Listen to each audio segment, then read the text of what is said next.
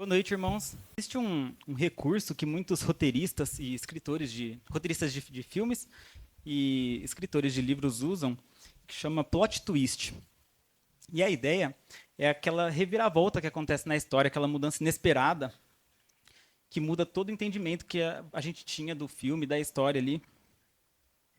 E geralmente esse plot twist é uma cena que aparece, às vezes um personagem, às vezes uma fala como aquele simples "eu sou seu pai", que muda toda a história. Ou aquela mudança de foco da câmera, que simplesmente foca num cantinho da cena ali, alguma coisa, e fala, vixe, mudou toda a história.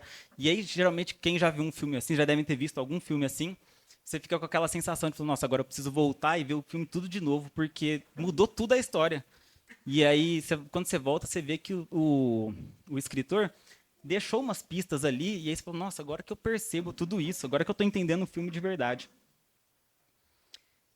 Por que eu estou falando disso? Porque Jesus hoje vai fazer um plot twist na história, vai fazer essa reviravolta na história, no livro de Marcos.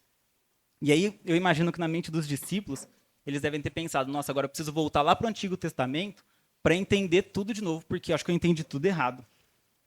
Tão grande é essa reviravolta na história, que o livro de Marcos, a maioria dos comentaristas dividem o livro de Marcos em dois grandes blocos. E a transição entre eles é justamente esse ponto que a gente vai ver hoje. Abram suas Bíblias em Marcos, capítulo 8.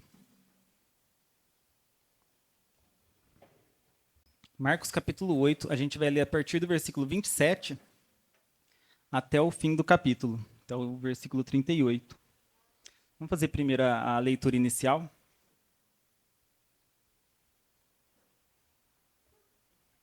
Diz assim, Marcos 8, versículos 27 até o final. Jesus e os seus discípulos dirigiram-se para os povoados nas proximidades de Cesareia de Filipe. No caminho, ele lhes perguntou, quem o povo diz que eu sou? Eles responderam, alguns dizem que és João Batista, outros Elias e ainda outros um dos profetas. E vocês, perguntou ele, quem vocês dizem que eu sou? Pedro respondeu, tu és o Cristo. Jesus os advertiu que não falassem a ninguém a seu respeito. Então ele começou a ensinar-lhes que era necessário que o Filho do Homem sofresse muitas coisas e fosse rejeitado pelos líderes religiosos, pelos chefes dos sacerdotes e pelos mestres da lei, fosse morto e 3 dias depois ressuscitasse.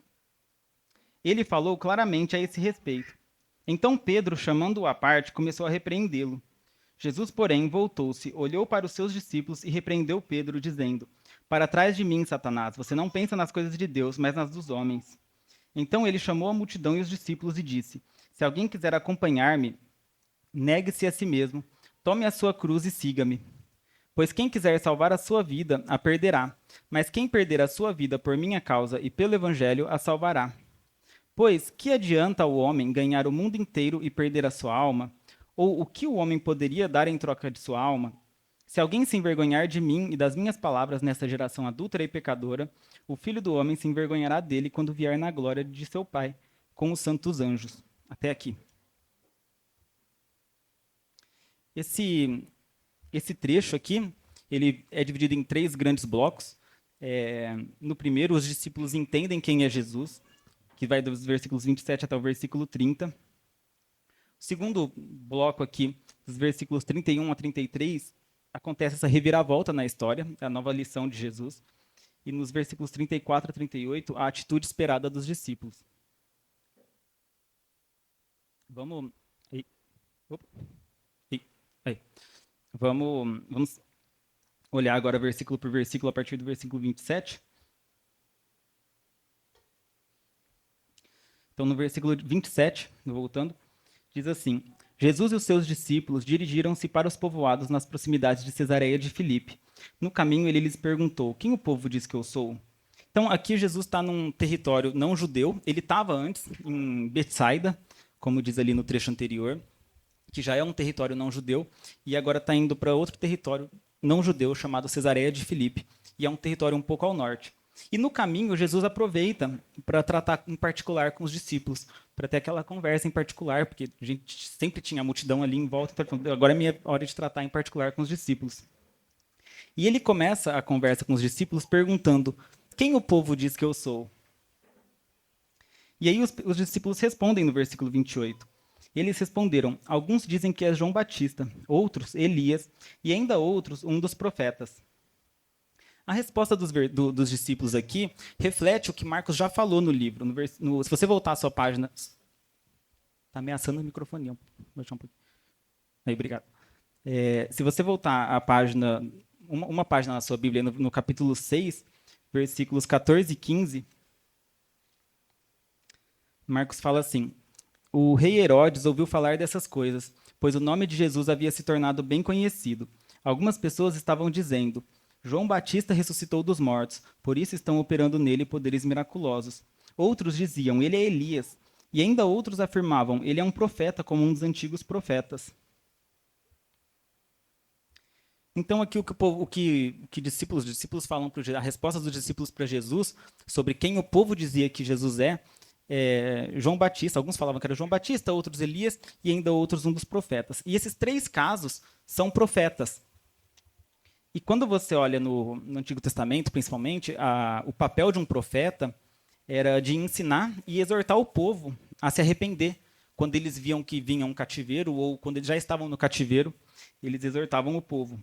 E o papel de Jesus, aqui no livro de Marcos, se a gente voltar lá para o capítulo 1 de Marcos, o início do ministério de Jesus, Jesus começa falando igual João Batista. Ele fala assim: arrependam-se e creiam nas boas novas. Isso é uma mensagem de um profeta. Só que o resto do livro de Marcos que a gente viu até aqui mostra que Jesus não é simplesmente mais um profeta, que ele é o próprio Deus. Tanto que os milagres que Jesus fez até aqui revelam que ele é o próprio Deus. Jesus dominou sobre o mar, Jesus alimentou uma multidão no deserto, Jesus curou. São coisas que no Antigo Testamento foram feitas pelo próprio Deus. E, inclusive, no livro de Marcos, até os demônios já falaram que Jesus era Deus. Eles, por exemplo, no capítulo 3, falam: tu és o Filho de Deus. Isso querendo atrapalhar o ministério de Jesus, manda eles ficarem quietos. Mas o povo, quando os demônios gritam, o povo ouve. Mas o que Marcos quer enfatizar aqui é que o povo está cego para enxergar quem Jesus é. E aí aqui, parando para pensar, aquela é a visão dos discípulos, do povo naquela época. Mas se a gente parar para olhar o povo na nossa época hoje, se você perguntar na rua quem é Jesus, você vai receber diversas respostas. Alguns vão falar que Jesus é um filósofo, um ativista político, um revolucionário, inclusive um profeta. Algumas religiões hoje acreditam que Jesus é um profeta. E aí a grande pergunta é: e você? Você está preparado a responder quem Jesus é? Caso alguém te pare na rua, você tem essa resposta? Você consegue explicar para a pessoa o que você crê? E essa é a pergunta que Jesus vai fazer agora para os discípulos. No versículo 29. Jesus pergunta: e vocês? Perguntou ele: quem vocês dizem que eu sou? E Pedro respondeu, ainda no versículo 29, tu és o Cristo. O Cristo é a versão grega da palavra hebraica Messias. E o significado dessa palavra é o ungido. E a ideia de ungido é que no Antigo Testamento, quando eles ungiam pessoas com óleo na cabeça para apresentar aquela pessoa como divinamente autorizada para um trabalho. E geralmente o trabalho de profeta, sacerdote ou rei. Todos esses ungidos com óleo na cabeça eram Cristos, mas o povo esperava o Cristo definitivo. E o Cristo, existem profecias espalhadas por todo o Antigo Testamento mostrando que viria o Cristo, não mais um Cristo como todos os outros, mas o Cristo. Isso a gente vê desde Gênesis capítulo 3, versículo 15, quando Deus está dando a punição pelo pecado de Adão, Eva e a serpente. Ele diz assim para a serpente, que o descendente da mulher vai pisar na cabeça da serpente, mostrando que esse Messias, esse ungido, ali começa só com essa informação, o descendente da mulher que vai pisar na cabeça da serpente. E isso, ao longo do Antigo Testamento, vai ganhando novas informações. Cada profecia que aparece dá novas informações sobre quem é esse descendente da mulher.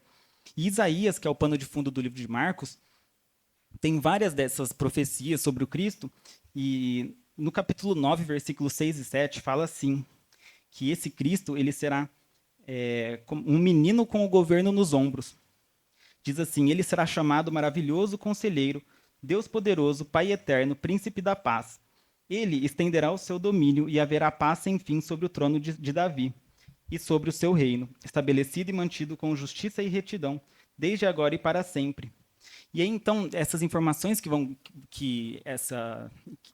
o Messias vai ganhando ao longo do Antigo Testamento mostram que ele é um rei com reinado eterno, como falou aqui, com um reino mantido com justiça e retidão, um rei reinado eterno de agora e para sempre, é, e que viria salvar o seu povo do cativeiro. Então Israel teria liberdade e teria prosperidade. E a resposta de Pedro aqui, quando Pedro diz, tu és o Cristo, essa resposta de Pedro é um divisor de águas para o livro. Porque até aqui, Jesus está se revelando como Cristo, está se revelando como o próprio Deus com seus milagres, mas os discípulos não entendem. E esse capítulo 8 em específico, ele deixa muito claro essa cegueira dos discípulos, mostrando que eles não entendem. Tanto que se vocês voltarem para umas 3, 4 semanas atrás, quando o Rafa pregou sobre, mais aqui no começo do livro, do capítulo 8, lá no versículo 17 a 21, você vê que Jesus está repreendendo os discípulos porque eles não entendem. Tanto que no versículo 18 ele fala assim, que eles têm olhos, mas não veem.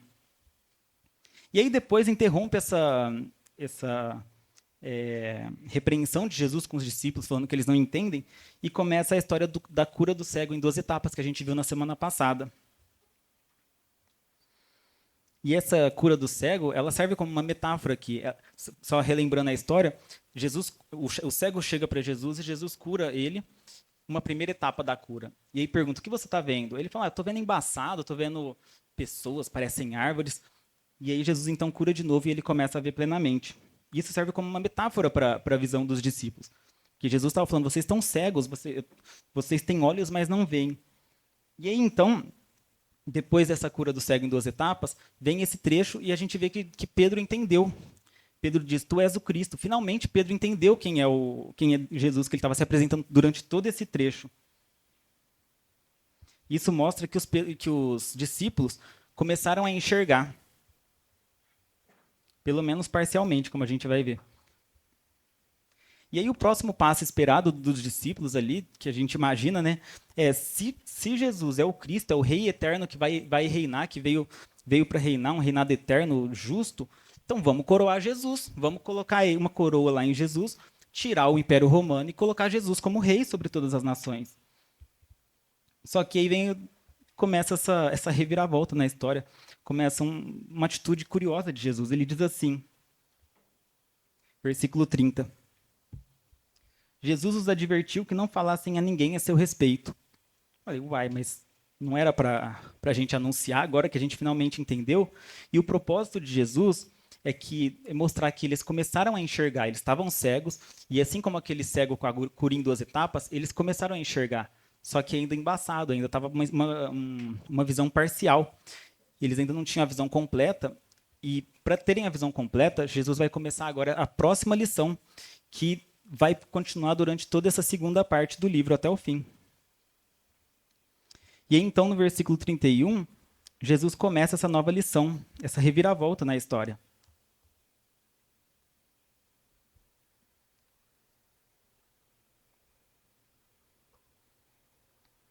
Diz assim no versículo 31. Então ele começou a ensinar-lhes que era necessário que o Filho do Homem sofresse muitas coisas e fosse rejeitado pelos líderes religiosos, pelos chefes dos sacerdotes e pelos mestres da lei, fosse morto e 3 dias depois ressuscitasse. E aí Jesus já começa essa nova lição com uma mudança sutil aqui, que geralmente passa despercebida, mas que é muito significativa para essa mudança de contexto que ele está fazendo. Pedro acabou de falar, Jesus, tu és o Cristo. E aí Jesus começa a história falando, é necessário que o Filho do Homem, não o Cristo, mas o Filho do Homem. E o Filho do Homem, quando a gente olha para o Antigo Testamento, ele é um sinônimo de o Cristo, também é um título messiânico. Por exemplo, Daniel, capítulo 7, versículos 13 e 14, fala do Filho do Homem como um rei com reinado eterno, com domínio eterno. Então tinha a mesma ideia do Cristo. Só que a diferença é que o Filho do Homem passa mais uma ideia de humanidade, de identificação com a gente. Não ele é o Filho do Homem. E tanto que Daniel, quando fala do Filho do Homem, ele está contrastando com os 5 reis que vêm antes dele na profecia lá, falando que com os 4 reis anteriores, falando que esses 4 são bestas, mas esse quinto, esse filho do homem, ele é um filho do homem, ele é humano, ele se identifica com a gente, é humilde. E aí, então, com essa mudança, Jesus começa a nova lição, falando que esse Cristo, que esse filho do homem, ele vai reinar. Existem as profecias mostrando que ele vai reinar, mas antes ele vai sofrer, vai morrer e vai ressuscitar. E aí o que Jesus está mostrando aqui é que a oposição que a gente vem vendo em toda essa parte, todo esse bloco aqui do livro, vai aumentar cada vez mais até culminar na morte de Jesus. E quem vai estar à frente dessa rejeição são aqueles 3 grupos religiosos que ele fala aqui. Os líderes religiosos, os chefes dos sacerdotes e os mestres da lei. Esses eram os maiores conhecedores do Antigo Testamento e deveriam ser os primeiros a olhar para Jesus e falar: olha, ele é o Cristo, ele é o Cristo da profecia. Mas, ao invés disso, eles são os que mais rejeitam Jesus. E o que Marcos quer mostrar aqui é que eles são um outro grupo que está cego ainda. Os discípulos começaram a enxergar, mesmo que mais ou menos, mas o povo ainda está cego, pensando que Jesus é simplesmente um profeta. E esses grupos religiosos estão mais cegos ainda por cima, rejeitando Jesus. E aí, Jesus coloca aqui também, logo no começo do versículo ainda, ele fala assim, ele ensinar-lhes que era necessário que o Filho do Homem sofresse, mostrando que isso não foi um acidente na história, pensando, Jesus é o Cristo que veio para reinar, mas aí no meio do caminho começou a oposição, falar, agora vai morrer mesmo. Não, na verdade, isso já estava previsto. Por exemplo, Isaías ainda, voltando lá para Isaías, capítulo 53, versículo 10, fala que foi da vontade do Senhor esmagá-lo e fazê-lo sofrer. Então já era o caminho já profetizado para Jesus. E aí então no versículo 32 a gente vê a reação de Pedro. Diz assim: ele falou claramente a esse respeito. Então Pedro, chamando-o à parte, começou a repreendê-lo.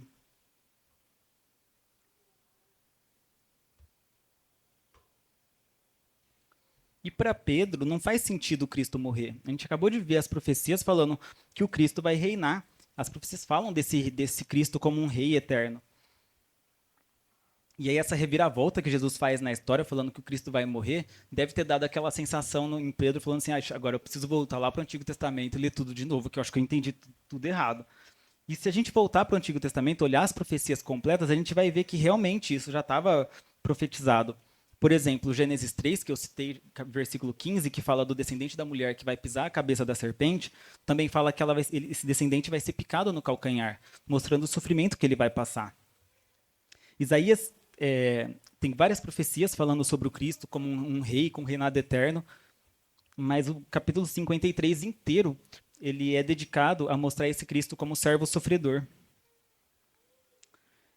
que vai sofrer, morrer, ressuscitar. E aí lá no fim do capítulo 53 que mostra aquela esperança, mostrando que ele vai achar lugar entre os grandes, que ele vai reinar.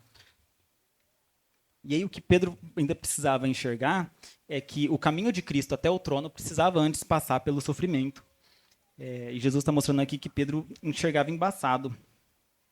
E aí então Pedro chama Jesus à parte, começa a repreender Jesus, mas no versículo 33 a gente vê a reação de Jesus. Diz assim: Jesus, porém, voltou-se, olhou para os seus discípulos e repreendeu Pedro, dizendo: para trás de mim, Satanás, você não pensa nas coisas de Deus, mas nas dos homens. E aqui o movimento de Jesus é interessante, porque Jesus tinha esse comportamento de pegar a pessoa, chamar para o canto e falar assim, agora eu vou tratar com você, eu vou te curar.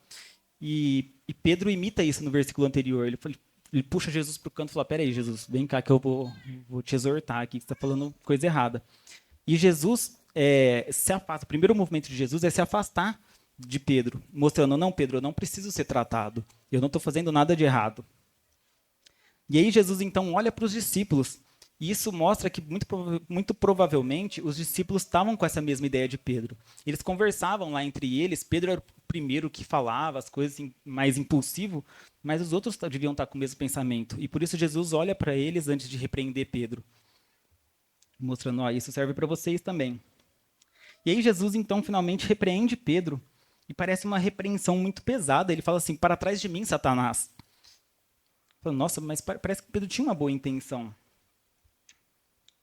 Só que, quando a gente olha para o resto do livro de Marcos, a gente vê que Pedro tinha o mesmo comportamento, o mesmo jeito de agir aqui nesse caso, com os demônios. Os demônios sabiam que Jesus era o Cristo e queriam anunciar isso para todo mundo justamente para estragar o ministério de Jesus, para impedir que Jesus siga o seu processo de sofrimento. Porque eles sabem que quando isso acontecer, eles vão ser derrotados. Tanto que a gente vê isso também na tentação de Jesus. Marcos narra muito rapidamente a tentação de Jesus lá no capítulo 1, só que Mateus narra com mais detalhes, e lá em Mateus 4 mostra que Satanás oferece para Jesus todos os reinos desse mundo. E a ideia de Satanás é, Jesus, você consegue todos os reinos aqui por meio de mim, sem precisar passar pelo sofrimento e morte. E esse é o objetivo de Satanás e dos demônios, é impedir que Jesus finalize o seu processo, toda a sua caminhada até o sofrimento e morte para depois reinar, porque eles sabem que eles vão ser derrotados quando isso acontecer. E aí a continuação da exortação de Jesus para Pedro é falando para ele assim: você não pensa nas coisas de Deus, mas nas coisas dos homens. E aí isso mostra que Pedro estava querendo um cristianismo glorioso aqui. Pedro queria seguir aquele rei, aquele Cristo que iria reinar e que ele seria glorificado junto com esse Cristo. Só que Pedro não queria um mestre que sofre. E a ideia aqui a palavra para pensar, a palavra grega, significa ter a mente voltada, ter a mentalidade. Pedro tinha essa mentalidade dos homens de querer só o cristianismo glorioso. E aí o próximo versículo, então, Jesus vai continuar agora mostrando a atitude dos discípulos, qual que é a atitude esperada dos discípulos, e vai mostrar o significado do que é pensar nas coisas de Deus, e mostrar o contraste entre pensar nas coisas de Deus e pensar nas coisas dos homens, que era o que Pedro estava fazendo. Então, no versículo 34, agora começa esse terceiro bloco desse trecho.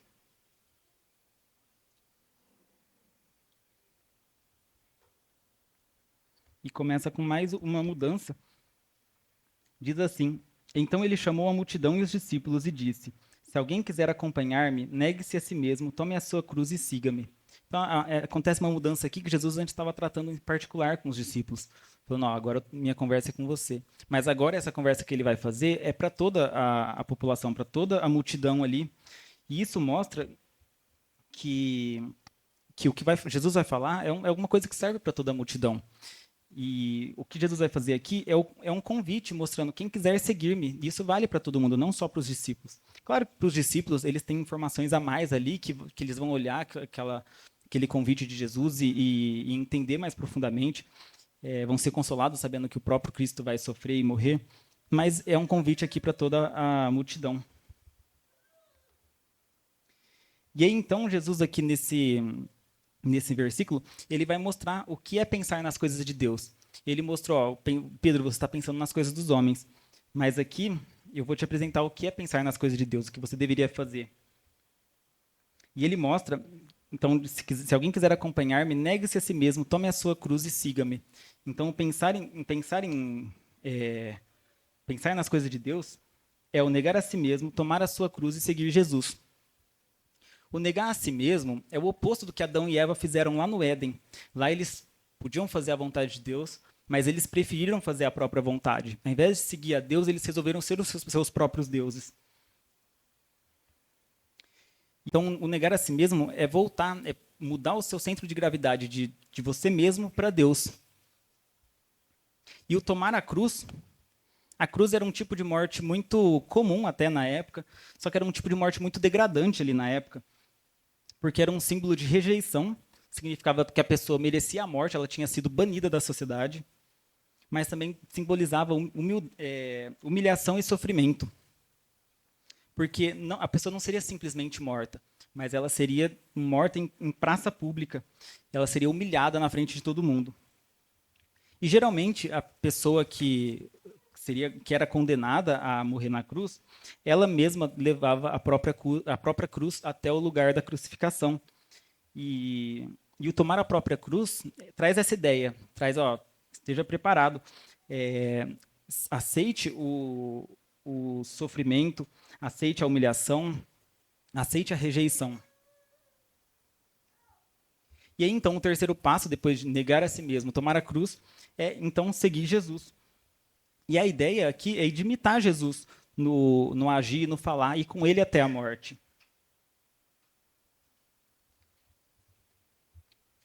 E aí, então, no próximo versículo, Jesus vai começar, então, a mostrar melhor esse contraste entre o pensar nas coisas de Deus e o pensar nas coisas dos homens. Mostrando, ó, Pedro, você está pensando nas coisas dos homens, mas você deveria estar pensando nas coisas de Deus.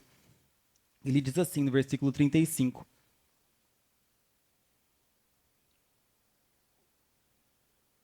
Pois quem quiser salvar a sua vida, a perderá.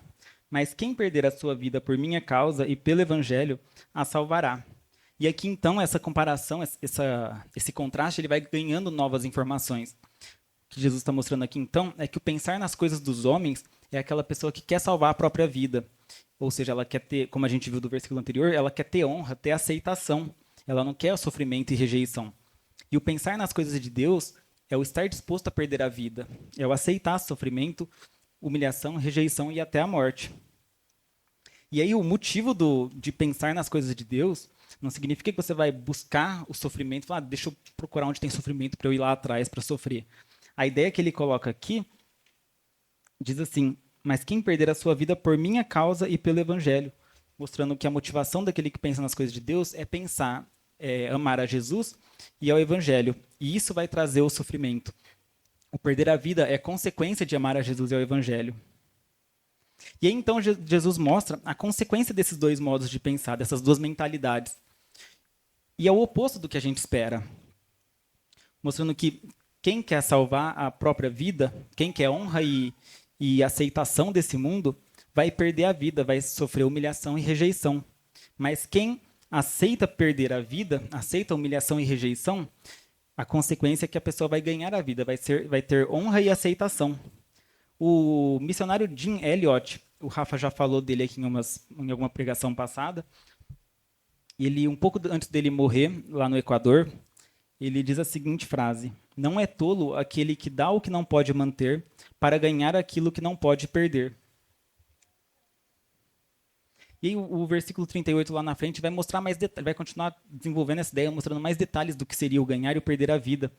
Mas aí, antes disso, Jesus faz duas perguntas retóricas para os discípulos, e a ideia é justamente fazer eles refletirem no que Jesus está falando ali, provocar eles a pensar nas respostas daquelas perguntas, porque quando eles pensam nas respostas, aquilo ali expande muito o entendimento deles sobre o tema. Versículo 36 diz assim,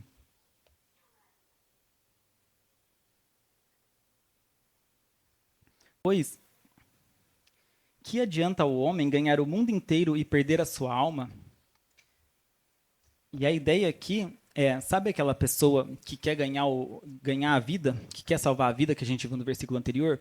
Imagina que ela consiga o máximo disso. Ela consegue o máximo de riqueza possível, consegue ser amada por todo mundo, consegue honras aqui nessa terra, consegue fugir de todo o sofrimento. Tem uma vida que você fala, nossa, olha essa pessoa aí, parece que não é humano aquilo ali. Aquela pessoa zerou a vida. E aí a grande pergunta de Jesus é, se essa pessoa realmente conseguir tudo isso, o que adiantou no final? O versículo anterior mostra que a pessoa que busca isso, busca ganhar a vida, a consequência dela vai ser perder a vida. E aqui ele usa a palavra alma, perder a sua alma, mas no grego as duas palavras aqui elas são a mesma palavra no grego, a palavra psique, que traz a ideia de alma vivente. Só o tradutor que escolheu usar uma em uma hora, outra na outra hora, achando que era mais o que cabia melhor. Mas o que ele está mostrando aqui é essa pessoa ela vai perder a própria vida.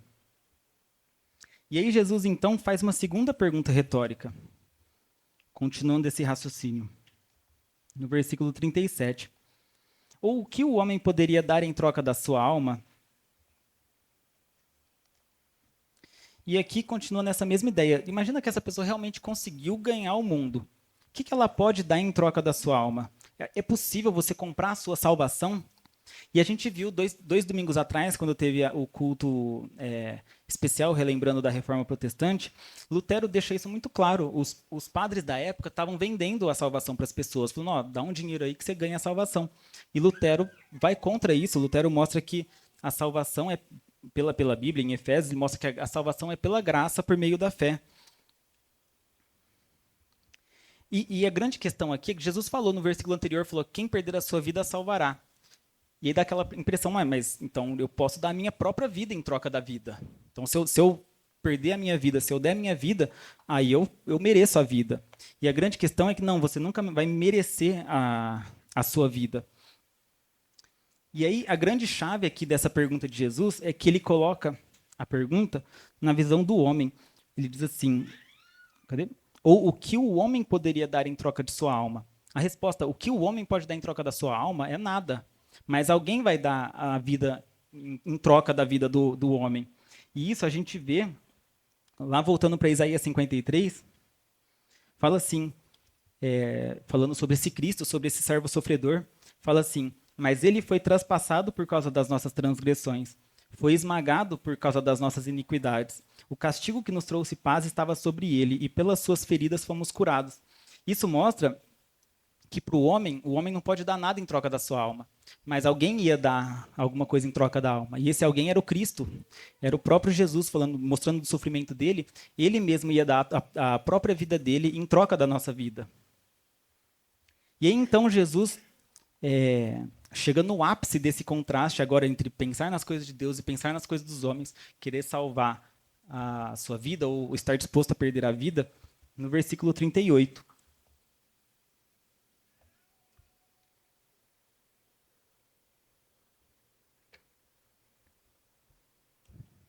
Que diz assim: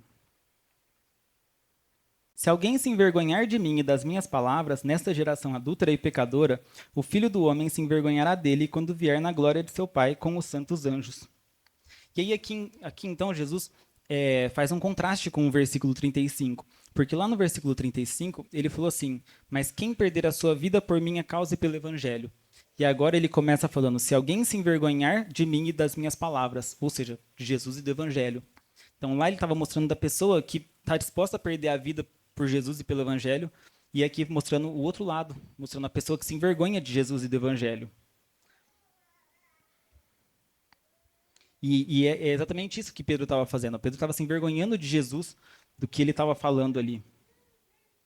E aí então Jesus mostra o absurdo que é esse modo de pensar, de se envergonhar de Jesus, de buscar salvar a vida aqui, mostrando o motivo que a pessoa faz isso. Ele diz assim, se alguém se envergonhar de mim e das minhas palavras nessa geração adúltera e pecadora. Ou seja, você está se envergonhando de Jesus porque você está buscando a aceitação de pecadores e adúlteros. E o mundo odeia Jesus, tanto que o mundo vai matar Jesus, como ele acabou de falar. Ele falou que ele vai sofrer e vai ser morto por esse mundo. Se a gente buscar a aceitação dessas pessoas, a consequência vai ser a gente se envergonhar de Jesus. Senão a gente vai parecer tolo, a gente fala, não cabe os dois conceitos juntos. E aí, Jesus, então, vai colocar o outro lado da balança agora. Ele mostrou, então, que de um lado você está buscando a aprovação de pecadores e adúlteros. E ele vai mostrar agora o outro lado da balança. Ele diz assim, o Filho do Homem se envergonhará dele quando vier na glória de seu Pai com os santos anjos. Então, de um lado está a geração pecadora e adúltera. E do outro lado, seria buscar a aceitação de Jesus, do Pai, do próprio Deus e dos santos anjos. E o que Jesus está mostrando aqui é que o pensar, aquela mentalidade de pensar nas coisas dos homens, você está buscando a aprovação de pecadores e adúlteros. E você está se envergonhando de Jesus, de Deus e dos santos anjos. E aí o pensar nas coisas de Deus, você está buscando a aceitação de Jesus, de Deus, dos santos anjos, está buscando viver em santidade e desagradando pecadores. Isso mostra o absurdo que é a visão de Pedro de pensar nas coisas dos homens. E aí então Jesus volta para aquela ideia inicial. Pedro falou, Jesus, tu és o Cristo, aquele que vai reinar. E aí Jesus mostrou que ele vai sofrer, que é necessário que ele sofra, que ele morra e que ele ressuscite. E aí quando ele ressuscitar, Aí depois ele vai vir em glória para reinar, como ele está mostrando aqui, quando o Filho do Homem se envergonhará dele quando vier na glória de seu Pai com os santos anjos. Ele está mostrando, sim, eu vou reinar, só não era agora, só não era a hora ainda, mas ele vai voltar para reinar. E aí quando ele voltar para reinar, aí aquele que se envergonha de Jesus vai ser envergonhado por ele. Aquele que queria salvar a vida em troca de se envergonhar de Jesus, agora vai perder a vida. Aquele que fugia da rejeição, agora vai encontrar a rejeição do próprio Deus. E aí a gente pode concluir o oposto, que aquele que aceita sofrer com Jesus vai ser no final glorificado com ele, quando ele for glorificado. Ou seja, aquele que aceitou perder a vida vai ganhar a vida. Aquele que não buscou glórias agora vai ser glorificado com Cristo. Hernandes Dias Lopes diz uma frase, comentando sobre esse texto, ele diz assim: Satanás oferece glória, mas no fim dá sofrimento. Cristo oferece uma cruz, mas no fim dá a coroa e o conduz à glória. Para finalizar, eu queria fazer algumas reflexões sobre esse texto. No versículo 30, Jesus falou para eles não contarem a ninguém, porque eles ainda tinham uma visão embaçada, eles ainda não tinham a visão completa dessa segunda lição que Jesus estava ensinando. E aí falou para eles não anunciarem. Mas lá no fim do capítulo, lá no fim do livro de Marcos, no capítulo 16, o último capítulo do livro, Jesus, depois da ressurreição, ele fala para eles, agora vão e anunciem. E esse é o nosso papel também, de anunciar o evangelho. Só que muitos hoje, principalmente muitos pastores, ainda anunciam, mas parece que ainda não entenderam essa segunda lição que Jesus está ensinando para os discípulos. São pastores que pregam um cristianismo glorioso, pregam que você vai ganhar a vida nesse mundo, vai ter bens materiais, vai ter glórias nesse mundo e não vai ter sofrimento. E a reação de Jesus para esses pastores, para essas pessoas que pregam isso, seria a mesma reação de Pedro, porque era o mesmo pensamento de Pedro aqui, que seria, para trás de mim, Satanás, você não pensa nas coisas de Deus, mas nas coisas dos homens. E o que Jesus mostrou, então, é que o sofrimento faz parte da vida do cristão. E aí, então, vem duas perguntas. Se você está sofrendo, o que você precisa analisar é se esse seu sofrimento é causado por seguir a Jesus. É causado por causa do evangelho, porque como ele disse no versículo 35, é aquele que perde a vida por causa de Jesus e do evangelho. E se você não está sofrendo, você precisa analisar se você talvez esteja vivendo com a mentalidade pensando nas coisas dos homens. Talvez você esteja fugindo do evangelho, fugindo de Deus, fugindo do sofrimento, em prol de se envergonhar de Jesus aqui nesse mundo. E é importante lembrar que nem todo discípulo vai ter o mesmo tipo de sofrimento. A gente vê isso com os próprios discípulos aqui de Jesus, os 12. Pedro, por exemplo, ele foi morto, mas João foi preso. Ele escreveu Apocalipse na prisão. O que a gente não deve esperar, como Jesus deixou claro aqui, é uma vida livre de problemas relacionados à nossa fé. E aí a grande pergunta é: você está disposto a sofrer por causa de Jesus? Você está disposto a abrir mão do seu conforto para evangelizar, para aconselhar, para exortar seus irmãos? Você está disposto a, por causa do evangelho, perder amigos, emprego, família? Ou a sua preocupação maior é de ser aceito por essas pessoas? E isso a gente vê até nas pequenas coisas. Como, por exemplo, o chefe mandou mentir. Aí você fala, eu não quero desagradar o chefe, eu vou mentir. Mas quando você mente, você está desagradando o próprio Deus que falou que mentir é pecado. Até nessas pequenas coisas a gente vê como a nossa escolha, muitas vezes, é de agradar os pecadores e adúlteros, ao invés de agradar o próprio Deus, o Jesus e os santos anjos. E às vezes isso vai ser mostrado quando a gente vive aquele cristianismo oculto, falando, eu não quero que ninguém saiba que eu sou cristão aqui, senão eu vou sofrer rejeição, eu vou perder meu emprego. E, inclusive, isso pode acontecer na própria igreja. Quando, por exemplo, Jesus fala para a gente exortar o nosso irmão que está em pecado, buscando a restauração dele. Mas, às vezes, você vê o seu irmão pecando e pensa assim, acho que eu não vou falar nada, porque vai que eu falo e ele me rejeita. Ou seja, você está buscando a aceitação de pessoas, ao invés de buscar a aceitação do próprio Deus, que falou que é para fazer isso. E aí, a última palavra, a última reflexão, é que se você ouviu toda essa mensagem e pensou, nossa, eu estou vivendo com a mentalidade de pensar nas coisas dos homens, igual o Pedro estava fazendo aqui, saiba que isso não é um caminho sem volta. Claro que recusar persistentemente ser identificado com Jesus é um indício de que você não é salvo. Só que, por exemplo, Pedro, a gente vê na história de Pedro que ele se envergonhou aqui de Jesus. E lá quando Jesus está sendo julgado para ser morto, Pedro nega Jesus de novo 3 vezes. Quando as pessoas olham e falam, você não é aquele discípulo de Jesus? Ele fala, não sou não, porque ele estava fugindo da morte. E aí, então, de novo, Pedro nega Jesus. Só que Pedro se arrepende e a gente vê que ele realmente foi curado. Tanto que Atos mostra toda a trajetória de Pedro ali, mostra que ele teve realmente a vista dele curada completamente, como esse cego que precisava da segunda cura. Agora Pedro foi curado. E aí a gente vê no livro de Atos que ele realmente negou a si mesmo e tomou a sua cruz, literalmente. Ele morreu numa cruz. Então, que Deus nos ajude a sermos verdadeiros discípulos, seguidores de Jesus, que estão dispostos a sofrer rejeição, sofrer humilhação e até a morte, por amor a Jesus e ao Evangelho. Amém?